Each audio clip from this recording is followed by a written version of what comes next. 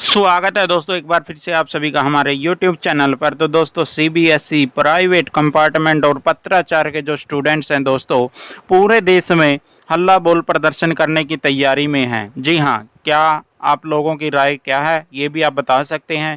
लेकिन दोस्तों अब छात्र एकजुट हो चुके हैं और वो शांति से प्रदर्शन करने की सोच रहे हैं और स्ट्राइक करने की उन्होंने ठान ली है। जैसे किसान आंदोलन ने जोर पकड़ लिया है, वैसे ही अब दूसरी तरफ छात्रों का आंदोलन करने की तैयारी है। तो आप इससे सहमत हैं या नहीं सहमत हैं, तो दोस्तों आप अपने विचार दे सकते हैं।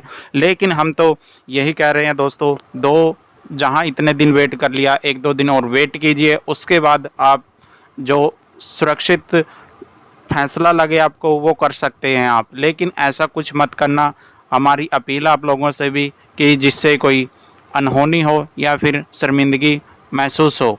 जो करना है दोस्तों कानून के दायरे में कीजिए, आपका हक है, संविधान में सभी को हक है अपना हक लेने का।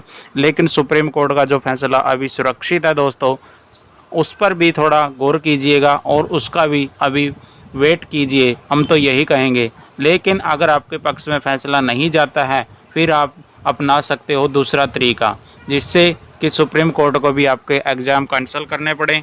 तो दोस्तों आप लोगों से अपील है, थोड़ा अपनी पढ़ाई जारी रखिए और सुप्रीम कोर्ट का देखिए। आज मंगलवार है, आज शाम तक या फिर कल तक जैसे भी है, अब हम ये नहीं कह सकते पक्का कि हाँ इस टाइम तक अपडेट आपको मिल जाएगी, क्योंकि दोस्तों हम भी जैसे हमारे पास इन्फॉर्मेशन होती है वैसे ही हम आपको बताएंगे। हम ये तो है नहीं कि सुप्रीम कोर्ट के या फिर CBSE से कोई खास लिंक है जिससे हम आपको बिल्कुल करेक्ट जानकारी दें। लेकिन एक प्रोबेबिलिटी होती है जिससे हम आपको बता सकते हैं कि हाँ चलो 2 दिन की छुट्टी थी, बीच में ये उम्मीद जताई जा रही थी कि सोमवार को सुप्रीम कोर्ट की तरफ से फैसला आएगा। लेकिन सुप्रीम कोर्ट की तरफ से सोमवार कल निकल गया, कोई पैरवी की कोई सुनवाई की तारीख नहीं मिली।